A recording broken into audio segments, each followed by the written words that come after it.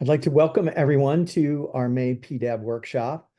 It looks like we're having a lot of participants join us at this point, so um, we will give it just another minute or so, and then we will go ahead and introduce our panelists and jump into the program. But I wanted to take a moment to thank all of you in advance for participating with us today.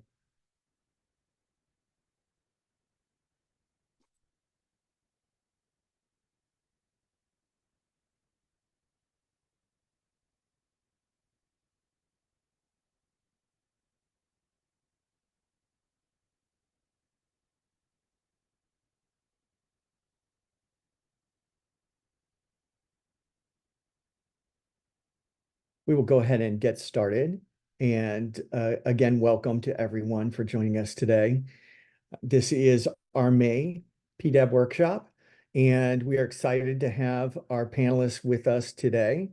Of course, my name is Mike Eaging. I'm the Executive Director of the Rare Access Action Project, and we are very pleased to welcome our panel. And our panel includes Melanie Lindell, who is the Senior Vice President of Policy and Advocacy at the ALS Association, Amanda Boone, founder of the Cystic Fibrosis United based in Colorado, and Tiffany Westrich Robertson. Tiffany, I apologize if I chop up your last name or anybody else's, but Tiffany is the CEO of AI Arthritis. And what's really been just a pleasure for me in this 2024 state legislative session is getting to know many of the advocates who have been involved in PDAB throughout the course of early winter, late winter, and then into the spring. And our three panelists today have been colleagues that I look to for advice, bounce ideas off of, and really respect in terms of both their advocacy, their energy, and their ability to get in front of policymakers and make the case for a patient-centric approach to this issue. So I want to welcome all three of them to our panel this afternoon. And without much more ado, we will jump into our program. Again, as in previous workshops, we do have a couple of slides that are more just background. We will include those slides to the attendees for you to have after the meeting. But some of them include some things that we've shared before in the past. And so we won't spend a lot of time with some of the slides because we really do want to get into the heart of our program today, which is to really look back now at the 2024 legislative session, to look at both the legislative and regulatory activities, to have a panel discussion about, not only what we've seen, but what are some of our key learnings? What are some of the key things that we as patient advocates and stakeholders in rare disease can really look at to prepare us not only for the remainder of the year, but for how we can then prepare to approach 2025. Because we know that this issue is going to continue, and we want to be able to be more proactive in 2025, not only in meeting the direct legislation surrounding PDABs, but we'd also like to talk a little bit more today about how we can potentially begin to move the discussion to talk about patient costs and talk about patient out-of-pocket costs and how we can approach things such as benefit design and other areas to really improve the lives of patients and focus on how we can provide those benefits to patients through some of our efforts. So that's a little bit about the program. Again, as in the previous programs, a lot of this will be discussion. We would encourage your questions. In fact, if you participated in previous panels, you know that we take on your questions during the conversation, and we will respond to them. We will talk about them, and we really do want to make sure that we cover information that is important to you. And so that will be, again, a part of our discussion today. Next slide, please, Kelsey. So again, just by way of overview, this is a little bit more about our workshop, and the reason that we wanted to provide these insights and opportunities for us to engage in dialogue is so that we can prepare for advocates that can be armed and ready to go in legislative sessions. I think as you see through this discussion today, we're beginning to shift our discussion a little bit to talk about the remainder of 2024 and preparation for engagement in 2025. And that is something that we would really like to remain engaged with you on throughout the summer and into the fall, so that when January 2025 hits and the new state legislative sessions begin coming back in session, that we are prepared to have these discussions and be a positive, proactive influence in the debate surrounding not only PDABs and drug pricing, but also patient costs and how can we really save consumers and patients money. So let's go to the next slide. And again, this is an overview slide.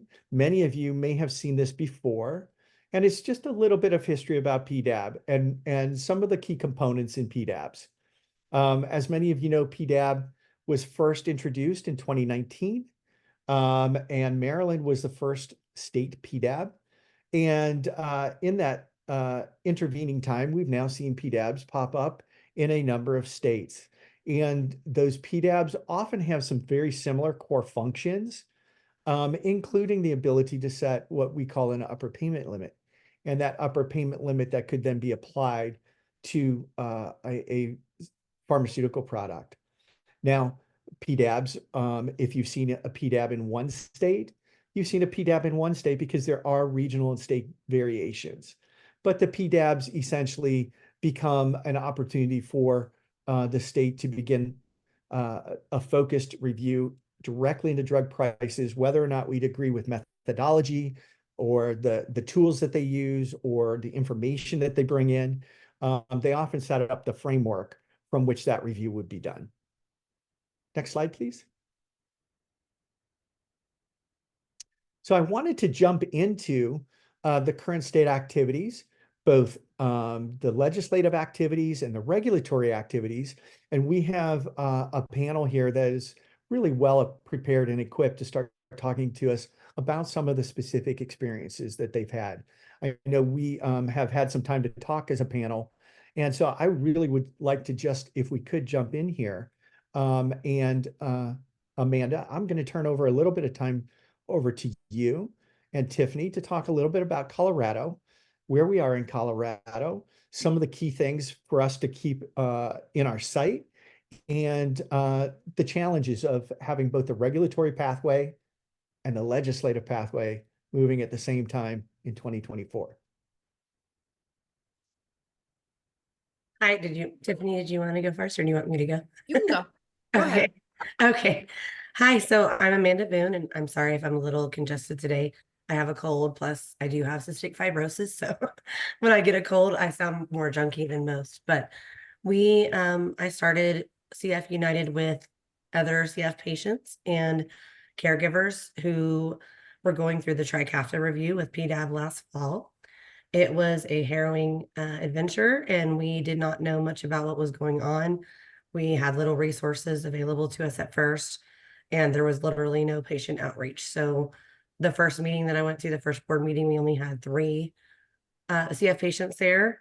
And then towards the end of it, we had about 47 who either came to the meetings or submitted public comment. And that was because of our efforts here. We had to rapidly mobilize, organize, put the meetings out on social media, and kind of try to guide patients on how to testify. We didn't exactly tell everybody, you need to say this. We just said, please tell your patient's story and let them know what's going on, your fears and your questions. And so we did that. And because of the fact that our efforts were so unified, we were able to avoid a UPL, which was extremely exciting because it was a very, very stressful time. A lot of patients lost a lot of sleep, myself included, and we were very frightened. We did not get a lot of feedback at first from the board. They did not show up to our first stakeholder engagement meeting, which was highly frustrating. And as time went on, when we felt like we weren't being heard, we reached out to legislators and we reached out to the media. So that's what we did to kind of, as a checks and balances system, we weren't getting any kind of feedback from the board. And the legislature, 20, I believe, no, 19 legislators wrote PDAB a letter asking them to halt the review of Trikafta, which was huge. That was a huge day for us because they were basically stating the same things that we were, that the unintended consequences have not been proven yet, and they wanted to halt until they could see and guarantee that we were going to have access. So that was really great. And the letters and the calling and the meetings that we had with those legislators was really, I would say, powerful. I would say it's one of the main reasons why we were able to avoid the UPL. And not only because of that, but because we were able to tell our stories.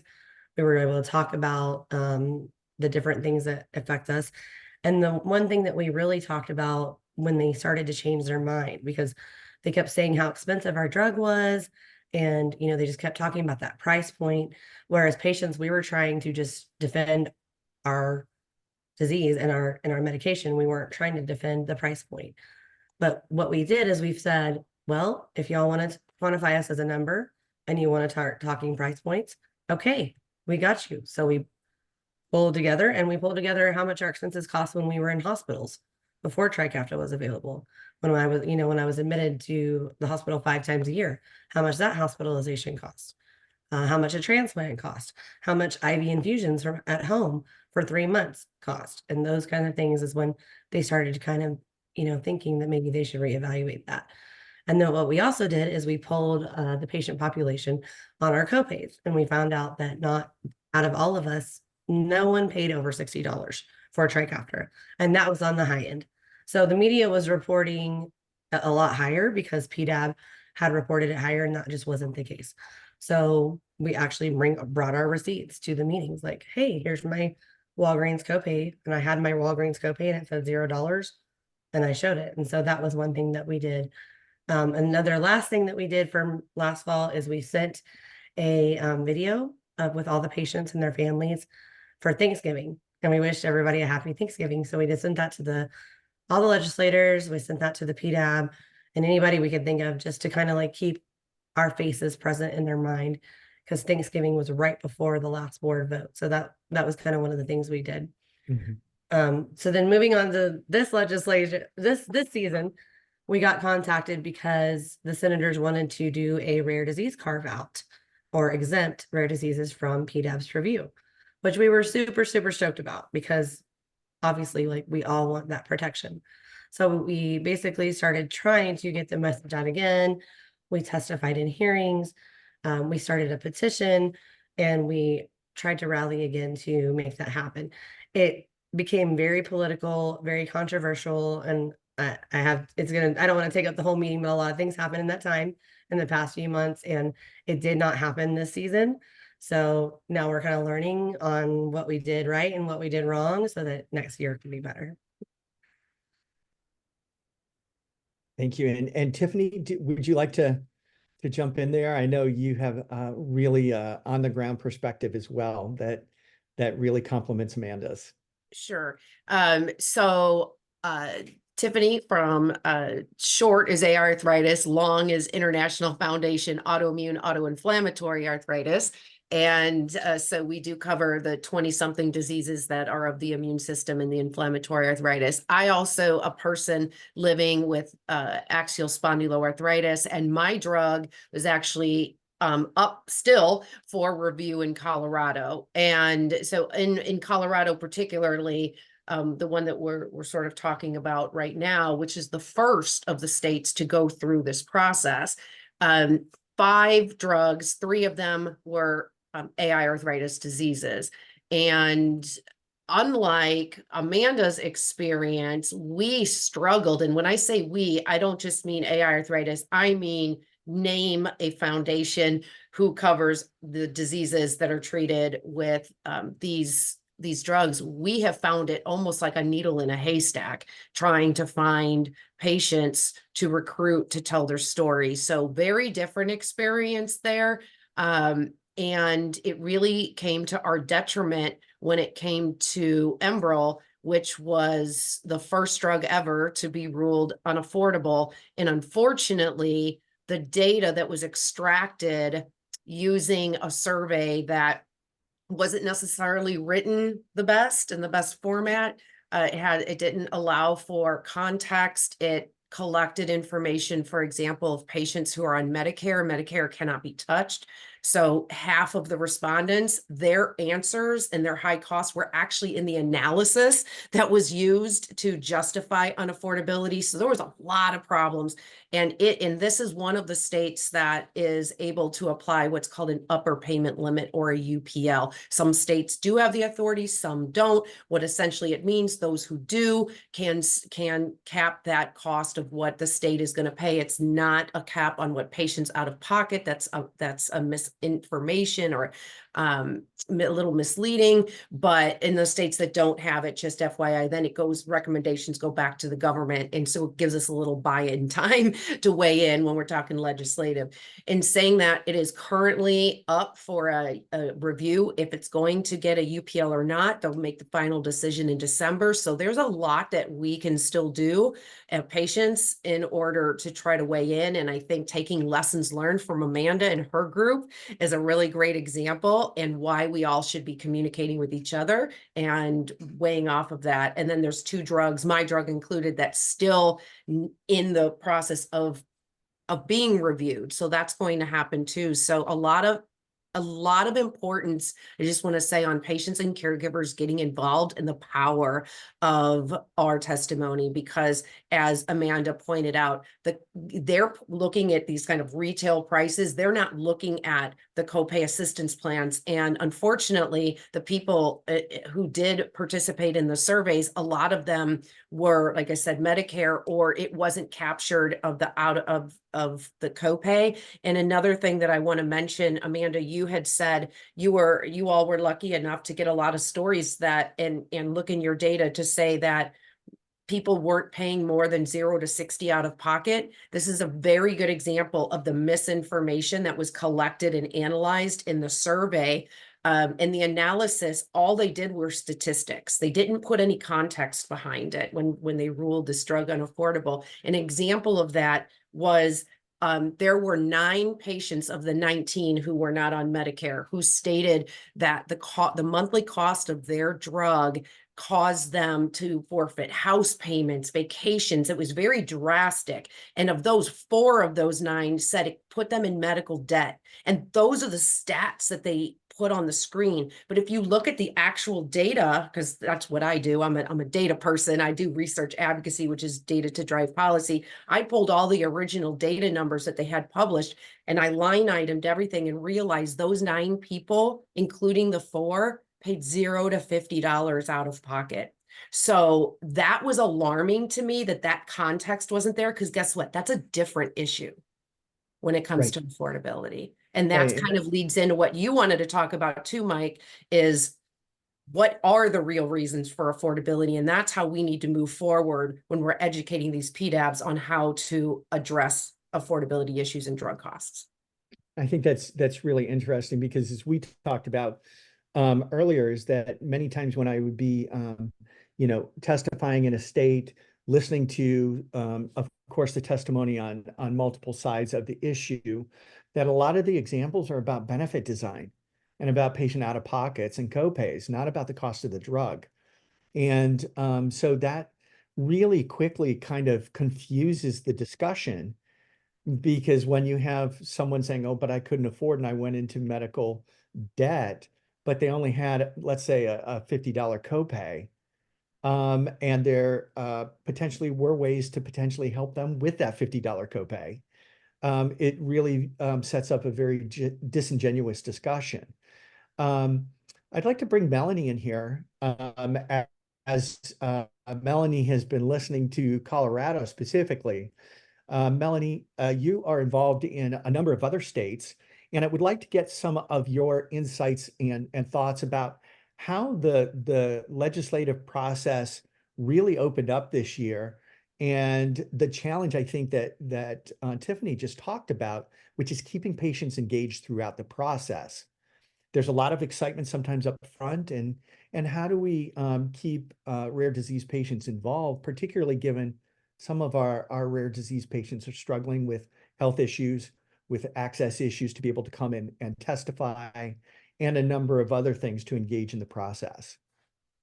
Well, it's a really important question. And one of the things that we know is policymakers, whether it's federal government, state government, or local government, they want to hear from their constituents. And those are the people who ultimately are going to make the difference between things moving and getting passed into law or not. We all have the expert designation, if you will, but many times we're not constituents. We're able to provide the information to policymakers to make informed decisions, but they really want to know that the people who elect them care about the issues. So that's where, to your point, Mike, the engagement of people living with these diseases, with caregivers who are caring for people with these diseases, really become important. So, of course, people with rare diseases in particular, it is sometimes extremely difficult to travel. So that's where it becomes critically important for us as patient advocates to really find ways to bring the constituents in their own way to those decision makers. And that can be done in a whole host of different ways. Of course, showing up in a state capitol and testifying, meeting state lawmakers in person when they're in state sessions. That's obviously one of the most impactful things advocates can do. But that doesn't mean that these constituents across the spectrum can't be meeting with their policymakers in the state legislatures when they're not in session, when they're in their home districts, in their offices, when they can drive down the street in some cases and meet with their state representative. State representatives, go to events throughout their states all the time. That is a great place to meet and talk to your state representatives. And for patient advocacy organizations like ours, finding those opportunities for people who are living with these diseases to connect with their state lawmakers really is critical. So those are a few in-person ways to connect, but then there, of course, are ways to connect through all of the channels that we now have today. Of course, internet, through Facebook, through X, through any social channels, of course, email. We do know that form emails are pretty easy. Click here, send this message. But when you have the ability to convince someone that it really is worthy of your time to write that personal email, that is so much more impactful. Picking up the phone and calling your representative's office, that also matters. FaceTime, we all have that on our phones. There are so many different ways that we as organizations can provide opportunities to constituents to connect. And as we just said from the beginning, that really is what makes all the difference. Thank you for that, Melanie. I was reflecting as you were speaking about my own experience as a Senate staffer here in Washington, D.C.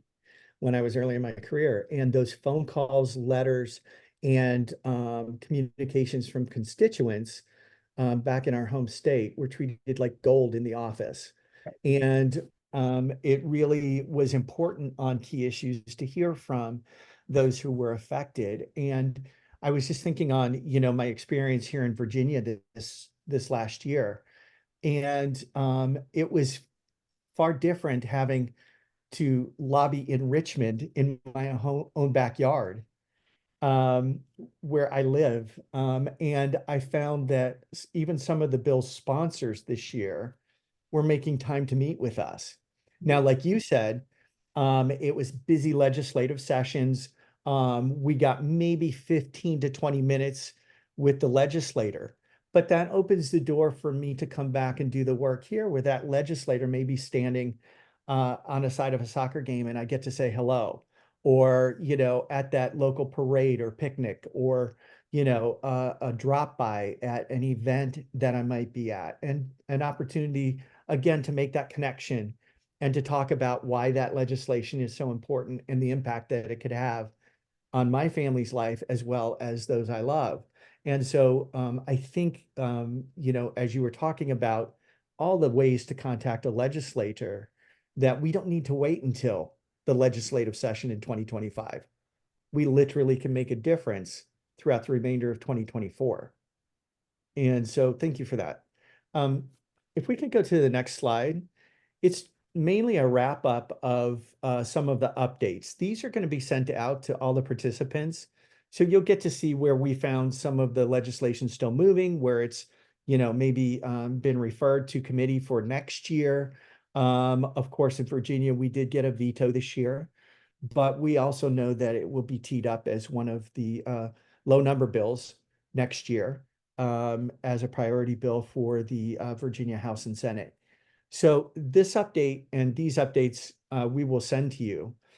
But I want to move to the next slide if we could. And that's just a quick update on Oregon. Again, there's more background information here that we'll send out to you. But the important information and the thing that I will really want to stress is that Oregon is in a listening session right now. And they are intentionally listening to patient communities about the impact of PDAB, about how PDAB operates, how it will impact potentially their access to therapies. And this is an opportunity, again, for engagement. While we're not talking about the legislative side this time, we're talking about the regulatory side.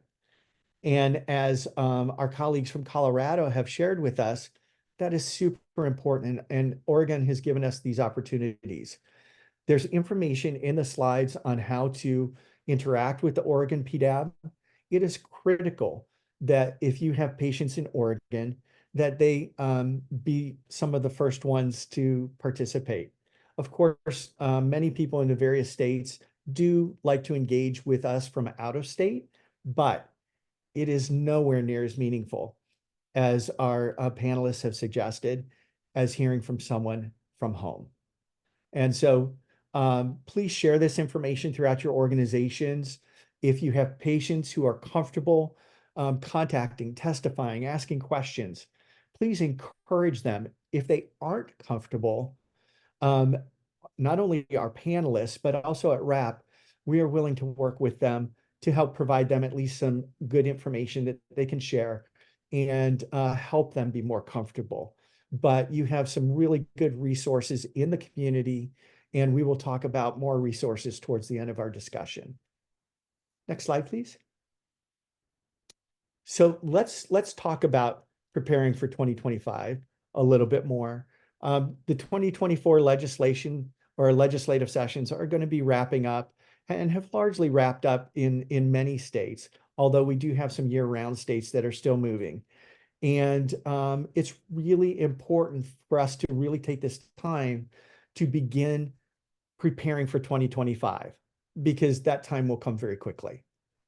We know that supporters of PDABs are already heavily investing in preparing for 2025. Some of the key champions after our engagement this year have begun shifting their messages from saving patients money to potentially amorphously saving everybody else money. Some of the proponents of upper payment limits really don't understand the patient journey, don't understand how access and coverage really do fill in some of the gaps that they may be trying to fill here with PDAB, and that we could work more effectively on when we talk about benefit design and patient coverage. And so your voice is really critical throughout this runway of time to help them understand that they can actually work on some proactive, positive solutions that we could support them with. Can we go to the next slide, please? So I would like to turn it over to the panel. Again, these slides are going to go to everyone afterwards, and they were just some of our initial thinking. But I know, Melanie, you and I talk about this quite a bit in terms of how can we provide not only solutions to, let's say, existing PDAB or PDAB legislation that's moving, but also solutions to the issue of how do we really save patients money, and how do we get those out-of-pocket costs where they're really needed, and that's with the patient.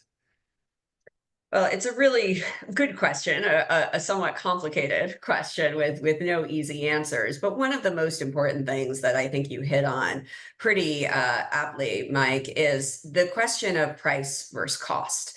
There is a very, very big difference between the two. And often when we talk about the two, we're mushing it all together without correctly identifying that there is a difference to someone who is living with a disease of what is the cost of the drug and what is the price of the drug. So we have to be just as clear with our advocates as we are with decision makers about that. We all want to pay less to get the care that we need and deserve. PDABs may not be the way to do it necessarily, but in the absence of being able to provide decision makers with an alternative, that's sort of what has stuck around for a little while. Now, of course, there are other things that we can refocus attention on that do have an impact directly to a patient living with a chronic disease when it comes to the cost of their drugs. So for example, Mike, you mentioned it earlier, accumulator and maximizer policies. That's about benefit design. Step therapy, fail first policies, again, about benefit design, prior authorizations.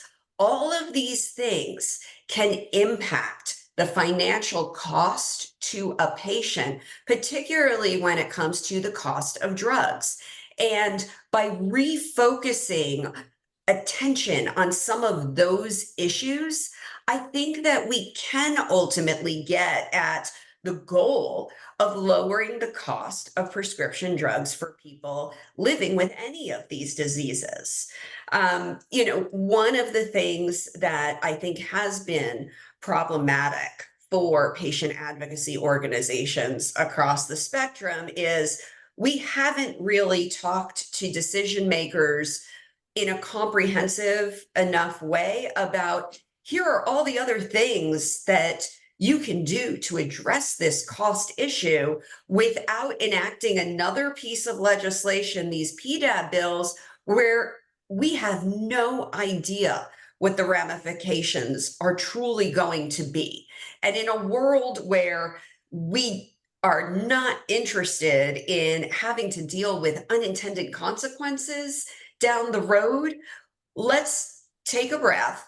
Let's focus on the pieces of legislation that we do know can have a direct impact on the cost to patients and the drug costs specifically right now, instead of going down this path where we could potentially be passing a piece of legislation that could muck up the waters and make this situation just infinitely worse. Thanks for that, Melanie. And I'd like to ask Amanda, because Melanie brings up something that's really important. And that is, to date, PDABs are largely experimental. They haven't run through complete processes. They are built based on assumptions and hopes that they will actually be able to lower patient out-of-pocket costs without the connective tissue that many of us think need to really be thought through. And so, Amanda, as you approached this issue and as you look towards advocacy throughout 2024, how do you think that this is received when you speak with legislators? And how can we share more, I think, again, about the concerns that we really don't want to disrupt the coverage that we have today, and potentially we need to work on things that can immediately affect that? That's a good question. So when we did speak to the legislators, at first, a lot of them just did not understand and just kind of the glass-eyed look. But as we spoke to them more, it didn't really take that long to explain the situation. When we said, and they said, well, we'll get back to you. We'll talk to the director. We'll get back to you on those protections so that you won't lose access. And we said, okay, please get it back to us. Not one time could they. So as the time went on, when we would follow back up with the people, they were like, okay, you know what? These patients are right. There are no protections. So that was kind of the thing, is that it took time to get them to understand at first what was going on. And then it took time to explain to them why we were just completely terrified of losing our medication and asking them to protect us, because a lot of them, they really do. I mean, they're public servants and they want to help us. They want to find a solution. And so when they ask us, well, what can we do? That's when we tell them, there's other things that you can look into. And that's when we link them to RAAP and then Colorado Patients Taking Action, who we've joined, forces with. And we try to link them to other patients as well. So for instance, the Colorado Sun has done some pieces, and they haven't always been on our side. They've been kind of, to be honest, they're very close with the CCHI, which is a PDAB supporter, and our Senate Bill 60 opposer. And so I was pretty shocked when he reached out to me to ask for our comment. But I believe the reason he did is because he was starting to get it. He was starting to finally, it just took a lot of time. So then we finally got an op-ed out that said, hey, these are why we're concerned. We want answers. We want help. And if you can't give those answers and you can't give that help, then we need to pause this. We need to pause this until we can find better solutions. Tiffany, as you approach 2025, and we know that we're going to have this runway, what do you think could be some guidance that you would share with other advocates to approach building those bridges and having those dialogues that Amanda just spoke about moving forward now throughout the remainder of this year? Yeah, I'm gonna kind of roll back into what both Melanie and Amanda also talked to in this, and also preface by saying I should have said in the beginning too, in addition to AI arthritis, I also lead the Ensuring Access Through Collaborative Health, or EACH, Patient Organization and Allied Groups coalition, which also has a paired coalition called the Patient Inclusion Council, which is an actual patient and caregiver coalition that work independently and together on government price or drug price reviews. So in saying that, my answer is going to roll into that as well, because AI arthritis will work independently, but in conjunction with leading the coalitions as well. So the first thing I wanted to circle back on this was the fact of these alternatives and the thought of alternatives, because all of what education is going to be at the heart of everything. Educating patients on what all of this means. But I think it's really vital that we don't lose sight of patients and organizations focusing in on the education of these legislators and of the PDAB, of the board members themselves. We definitely see that these were formed that, in my opinion, it sort of shook off the focus in on the PBM transparency and reform. It was like we had so much traction, and then suddenly we're all diverted, and the new focus is the PDAB. I don't feel that was unintentional, and so I think shifting it back to here's what the real costs are, and also, here's why we're scared. Here's why we're fearful. I have heard not only in Colorado, it's come up in Oregon, it's come up in Maryland, where the questions from the board members who say, wow, I'm a volunteer here. I signed up to do something really good. And I feel like everyone's coming in and sort of under attack, and it's not what they signed up for. And saying that, they're also saying, I don't understand.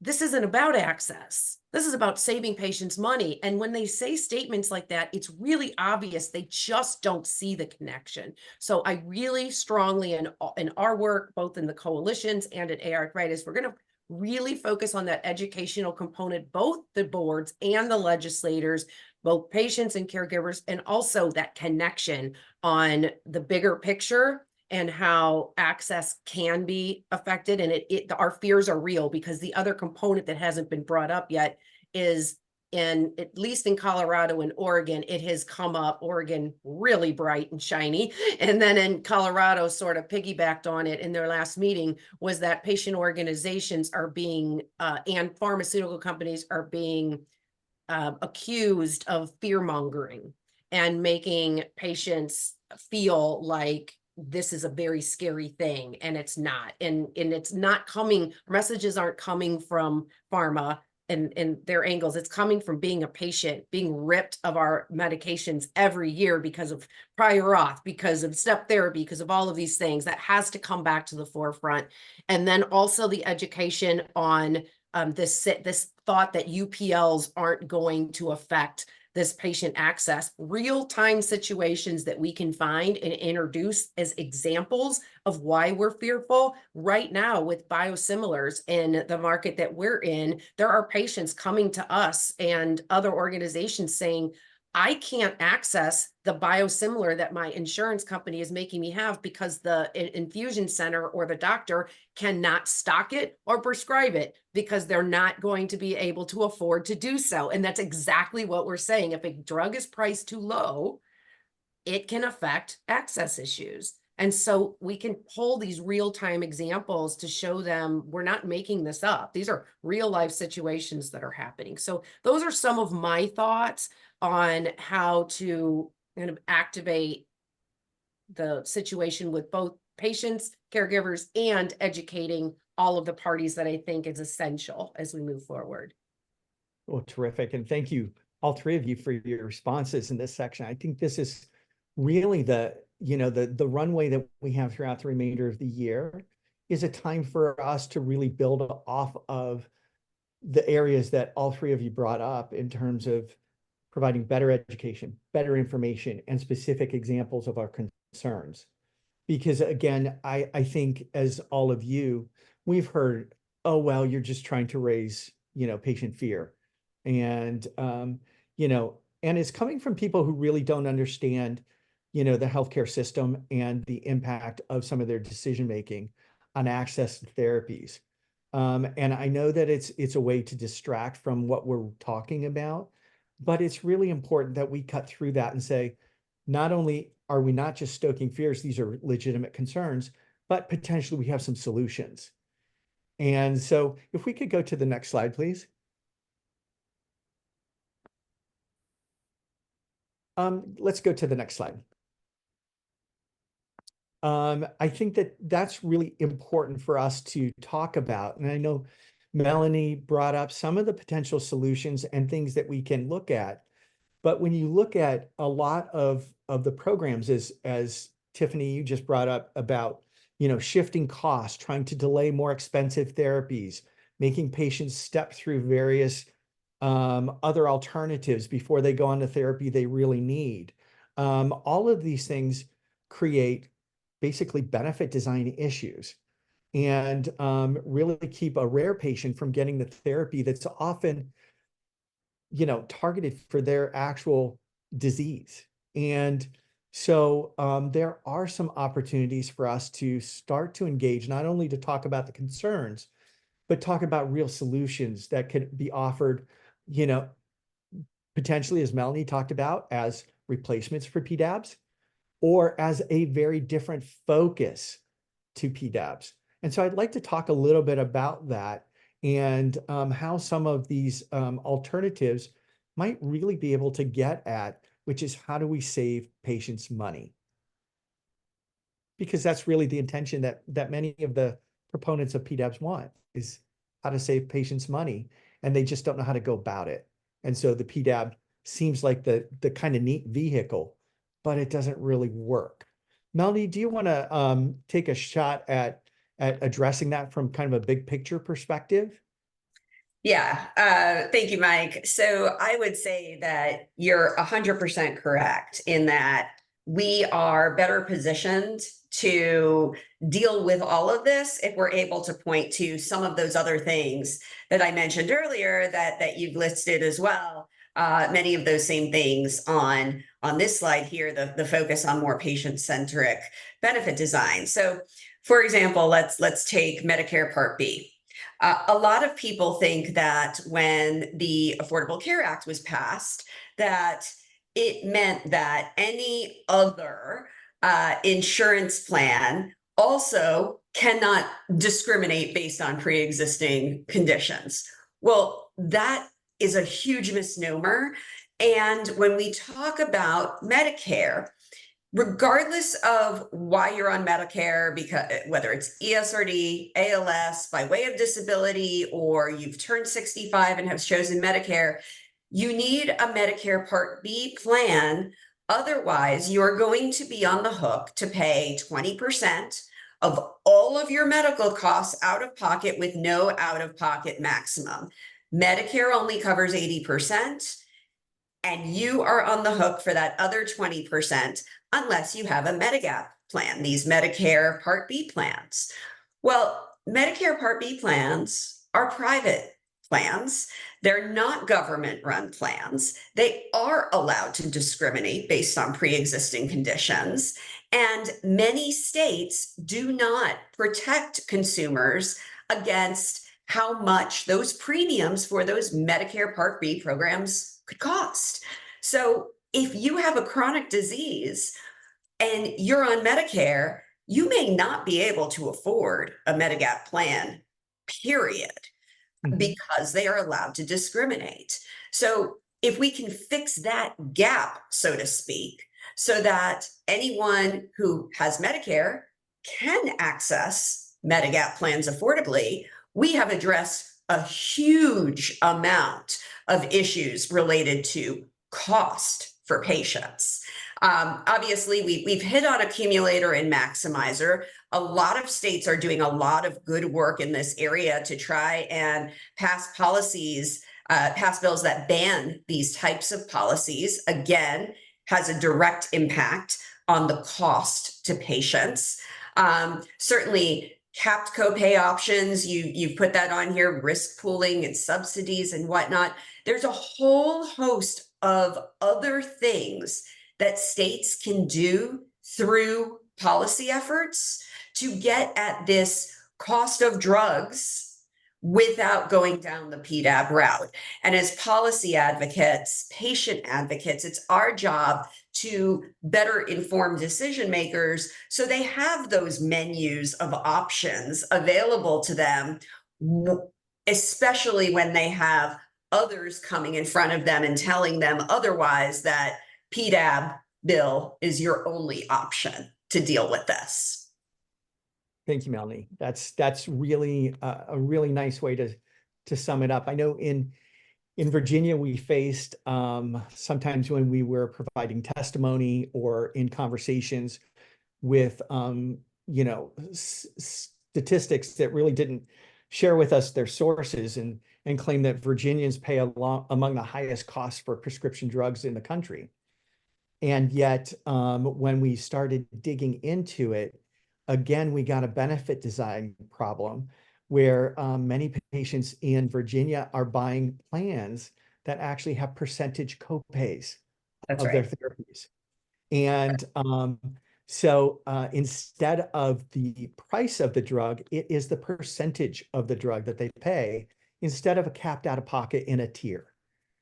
And so along with our colleagues at LLS, we have supported a bill in Virginia that would require plans to offer a product that has capped tier copays that are affordable for patients. Now, of course, other states have already done this. It's something that has been working. And we would think, oh gosh, that answers the question directly. And yet, people haven't really thought about it from a policy perspective because the latest kind of way to do it is PDAB. Well, and one of the things in listening to you that becomes very clear to me is, we forget that decision makers, whether it's state government level, federal government, or otherwise, they are dealing with all issues on a daily basis. We have more knowledge because we're seeped in the healthcare space from day to day, but they're seeped in every space from day to day. So at the end, when they are approached with a piece of legislation like a PDAB board that will address ostensibly the cost of prescription drugs for patients, that's a lot easier to explain to someone who is new to the cost of prescription drug issue than any of the issues that we just talked about. And that's one of the disadvantages, many disadvantages, frankly, that patient advocacy organizations have to contend with, because as you mentioned earlier, we have to come in and explain and educate before we can even begin to get to the point of explaining and lobbying one way or another on any of these issues. The industry has the advantage. They can come in and say, PDAB's your solution. You create a board, they look at the cost of drugs, and then they decide whether there's going to be upper payment limits or not. It's a lot cleaner, a lot easier for decision makers than any of the other things that truly we know would actually address some of the issues that they seek to address, but we're just in a challenging position. So to the extent that we can, I think one of the biggest benefits for all of us would be to find ways to very easily, in a simplistic manner, communicate all of these other options that legislators could have and do have other than PDABs that somehow can seem almost as simplistic as a PDAB bill. Thank you, Melanie. Tiffany and Amanda, I would like to just hear your thoughts as we look at the long haul now through the remainder of this year about some of these types of options that Melanie just described and we've been talking about, and the potential to begin advocacy around those in your state, in Colorado, and in some other states this year, and to begin those discussions and education. They already know what PDAB is. And now, do you think that there's runway for us to begin educating them now more on patient out-of-pockets and some of these solutions? I'll let Amanda start because AA arthritis isn't Colorado based. So since we're I apologize. No, it's okay. I'll let Amanda start. Yeah, I think it's a great idea. I was on Denver 7 Real Talk a couple weeks ago. They have not linked it yet, or else I would share it. But it was and it's also on CPR radio. And they asked me, what's your solution? Which I thought was funny because I'm like, well, I'm not a healthcare economist, but let me tell you some other solutions. But I basically, they have the very easy rhetoric of big pharma, big pharma, big pharma. So I just brought up the Economist article of big health and talked about these other options that we've been talking about. And when I said, have you read that article? The CPR reporter immediately was like, yes, I have. And when you simple it down to them, I talk to them and I say, I know you don't maybe have a rare disease, but have you ever had a prior authorization that takes forever that has blocked you from getting a procedure that you need? And almost every single one of them are like, yeah, actually I have. When you break it down like that and you say, these barriers to access, they have to be addressed as well, because we cannot just say, big pharma, big pharma. So I think it is good to have these solutions for them. I do think that they're finally starting to maybe, get the message that this is not as cut and dry or as black and white as it seems, because now we're starting to get more questions. I guess my concern is I don't want to overwhelm them when I'm speaking to them because it's already like Melanie said, it's already like kind of an uphill battle, educating. And then after you educate, then talking about your story and then talking about the future and what we can do. So I guess I want to really try to work on a way to streamline like those things. That way we can have quick talking points. But I do think they're starting to ask more. I do think they're starting to be more engaged. And I think that, as long as we can get ahead of it, I will say what you said, Mike, about that the other side is gearing up. I have seen that as far as the taxpayer and state. Now, because we made the point of, hey, you're not, you're just basically, you're talking about me like you're helping my copay. And now they're, okay, you're right. Okay, it's been proven. These CF patients, they brought the receipts. Okay, what can we do now? And I'm starting to see people start to talk to us, different organizations about us being a taxpayer debt. And that's frustrating for me, and hurtful. It's very hurtful. And so it's hard for me. I don't understand how that makes them look good to just put that as a societal, fittest, I would say, survival of the fittest mentality. Mhm. I want to try to combat that. I want to try to say, what if it was your kid? Those are hurtful things. And we even had a senator who was on the committee that voted for our bill who one of my colleagues, she's a mom, and she went really hard. She was at the Capitol almost every day, pictures of her daughter, and she was amazing. And he even did a blog post about us and stated, well, should we as a society, you know, take the brunt of their health care? And I'm like, and he used it in a political nature to raise money for his agenda. So that was like, you know, we do need to find ways to combat that and just say we are worth it, and we are worth it as a society. And even though we're rare, everybody knows somebody with a rare disease, you know? Right, right. And then I'll just add sort of the way that in particular the Patient Inclusion Council portion of the Drug Affordability Coalition, what we're going to start doing is really working on focusing in on some of the critical issues that we've identified with PDAB surveys, things that are out, which are often based on these initial surveys that go out to the state, which are also not full of context. So it starts with these advertisements. PDAB would be great. This percentage of people in the state can't afford this. And there's a lot of missing context. They use that same format into the surveys, which is why we're getting incorrect or skewed data.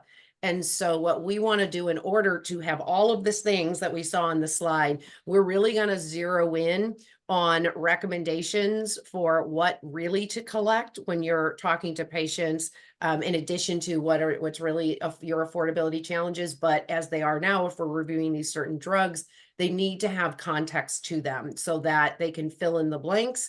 We also, through the PIC, are going to offer our free services to have patients as patient research partners to be able to help overview or review with the analysis. All of that data is what we believe is an essential component to capture the context of, oh, wait, that's not because of the copay. You're able to afford it. It's because of a maximizer. It's because of step therapy, that type of thing. So that the idea is to gather the information and the data to then push them to these are the other things we need to look at and kind of bridge that. So that's definitely a goal here for the next year. We got a really good question, and we're going to address this question, I think, as we wrap up, which is about how complicated everything we just talked about is, and how complicated it is to digest it for us, how complicated it is for us then to communicate it, and and I love this because I have worked a lot of my career with family advocates, and not only family advocates to digest this, but to digest it in context with how they live and their patient journey. This is a very complex issue. And, you know, as some of our panelists have talked about, the other side has a very simple message: drug prices too high, PDAB solve it, problem solved. And yet we have to then go into information, share data, show them the patient journey, and a lot of the other things that do make it complicated. And my apologies up front for that, but it is a piece of the nature of the beast. But I know that the panelists, as well as RAAP, we are looking at ways to break it down and make it simpler, and to provide tools that patient advocates can not only use, but people they can talk to. And so, Kelsey, if we could go to the next slide.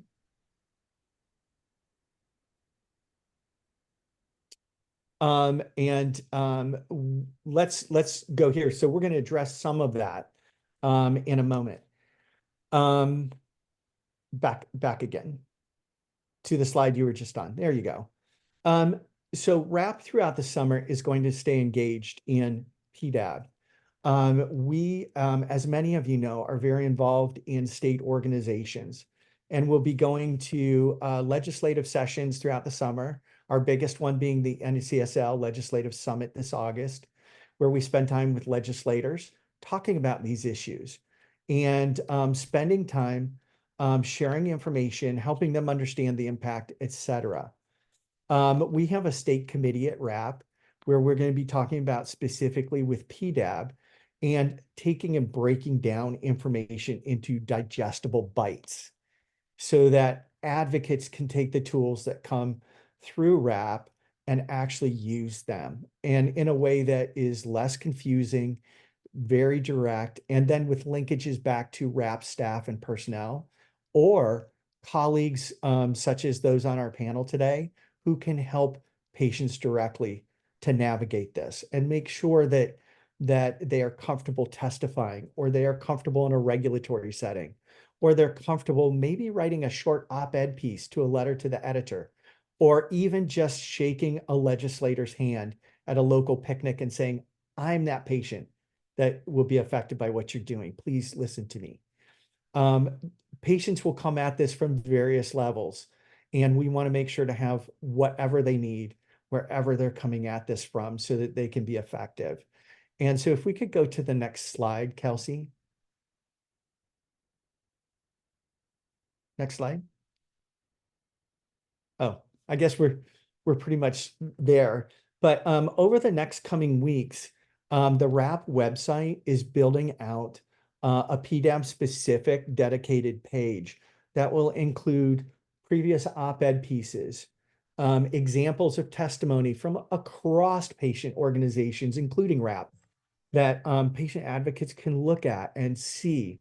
We have videos of testimony. We have information that they'll be able to draw on, one-pagers that they can share, and pieces that will be able to be used in both legislative settings and community settings. So RAAP is also going to be cross-linking to many of our colleagues' pages, so that they'll be able to not only come and see the RAAP materials, but they'll be able to find, AI arthritis. They'll be able to find our cystic fibrosis colleagues at Cystic Fibrosis United.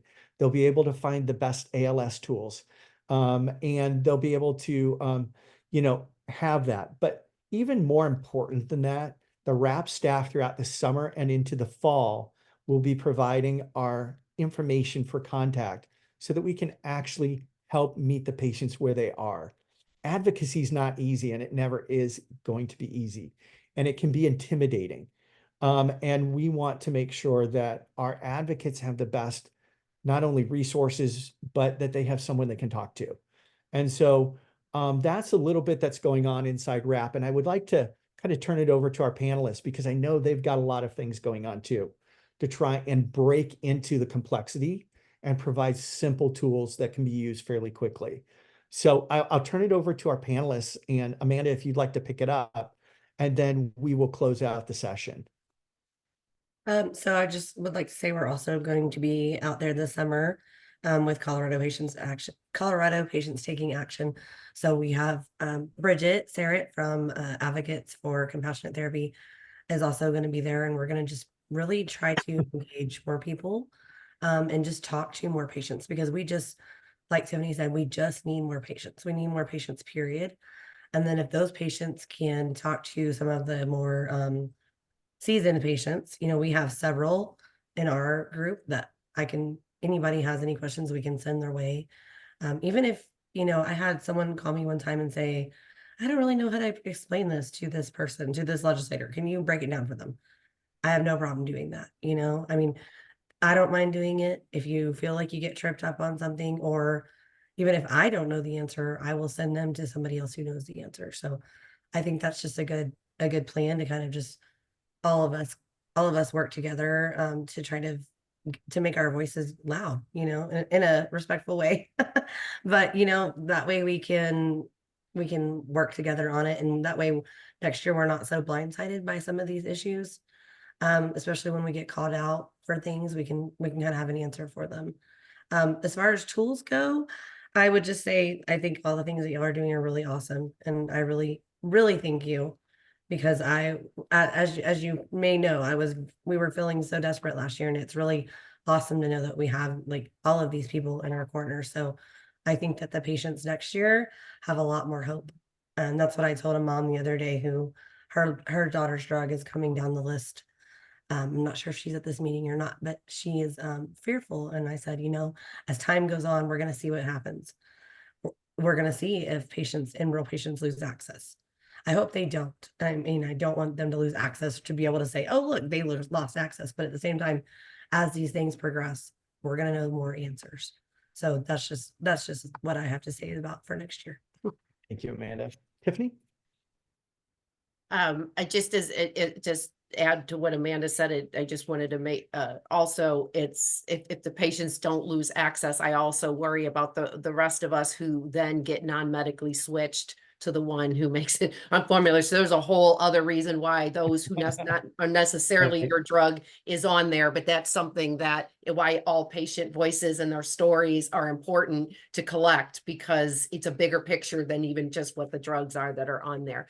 For AI arthritis, shout out Brian Duvall. I know he's on here, our patient advocacy manager. He's going to be putting together a toolkit. And for the Each and Pick coalitions in particular, the idea is a national network. So as we build out the website, the goal is to send people to RAAP, to send people to all of the other great websites that are up there. And I do think that question, that came up with kind of consolidated wording, et cetera. I think that's something we all are in agreement that needs to happen. And I think that should be a priority for us as we start building things out. Terrific. Melanie? So the ALS Association, as I'm sure many of you are aware, is a national organization. So we work on policy and advocacy at all levels of government. And I mention that because a lot of the work that is done at the state level and federal level informs each other and vice versa.